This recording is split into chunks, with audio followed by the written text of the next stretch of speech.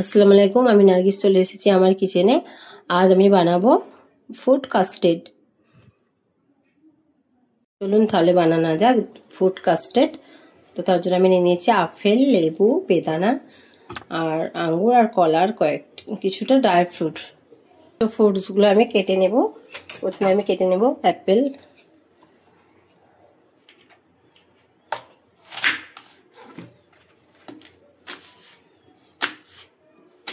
এইভাবে আমি ছোট ছোট করে পিস পিস করে ফ্রুটসগুলো কেটে নেব।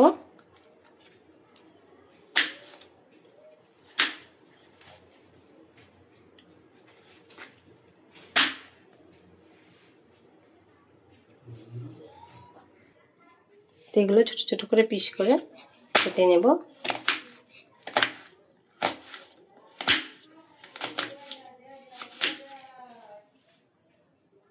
এবার কেটে নেব নাশপাতিটা।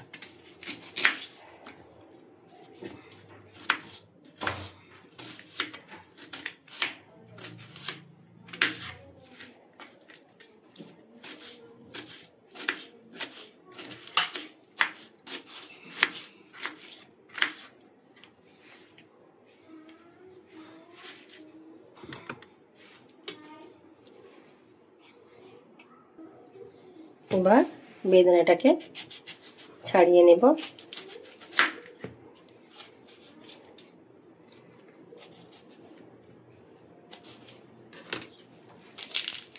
এইভাবে বেদানাটাকে ছাড়িয়ে নেব।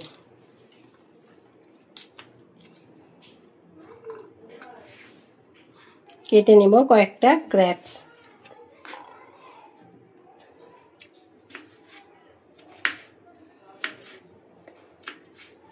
এইভাবে আমি গ্রেপসগুলোকে কেটে নেব। আর কেটে নেব ব্যানানা।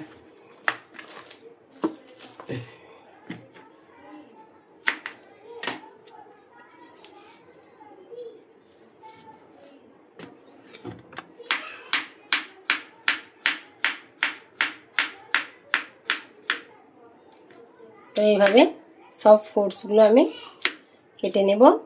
আর কেটে নেব ড্রাই ফ্রুটগুলো।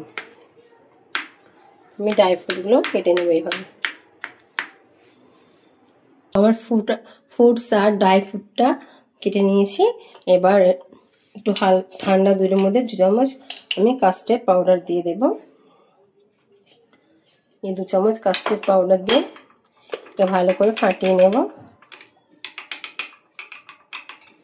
এদিকে আমি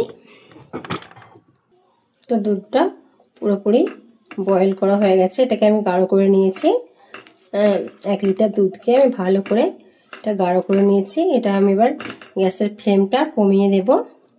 কমিয়ে এবার এই ফেটিয়ে রাখা কাস্টার্ড এটা আস্তে আস্তে আমি দিতে থাকবো।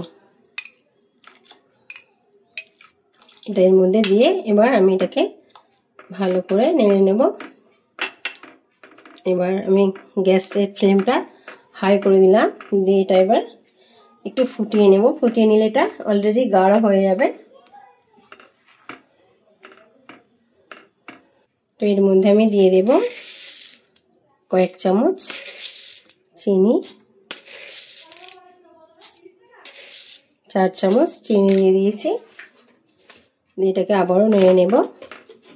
দেখুন এটা গাঢ় হয়ে এসছে। এটাকে আমি আবার ঠান্ডা করতে দেব। 2-3 মিনিট এটাকে ভালো করে নেড়ে নেব। নেড়া হয়ে গেলে এটাকে আমি এটা দেখুন গাঢ় হয়ে গেছে অনেকটাই। এবার এটাকে আমি ঠান্ডা করতে দেব। ঠান্ডা করলে এটা অলরেডি আরও গাঢ় হয়ে যাবে। তো আমি এটা একটা বোলের মধ্যে ঢেলে নিয়েছি ঠান্ডা করে। এবার এর মধ্যে আমি ফ্রুটসগুলো দিয়ে দেবো একে একে। দিয়ে দেব আঙ্গুরের টুকরো, কলা, নাশপাতি, আপেল, বেদানা।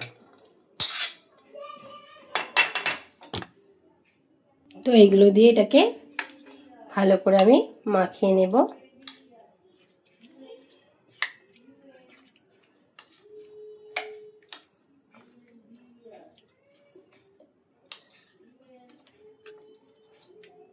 তো এর উপর এবার আমি ড্রাই ফ্রুটগুলো ছড়িয়ে দেব। কিছুটা কাজু দিয়ে দেব, আমন্ড, আর দিয়ে দেব। তো আমার ফুড কাস্টার্ডটা রেডি। তো আমার ফুড কাস্টার্ডটা যদি ভালো লাগে আপনারা আমার চ্যানেলে লাইক করবেন, বেশি বেশি করে শেয়ার করবেন, আর কমেন্ট বক্সে জানাবেন কেমন হয়েছে। নতুন কোনো বন্ধু হলে আমার চ্যানেলটা সাবস্ক্রাইব করে দেবেন। আজকের মতো এতটা, আবার নতুন কোনো রেসিপি নিয়ে আপনার সামনে হাজির হব। খোদা হাফেজ।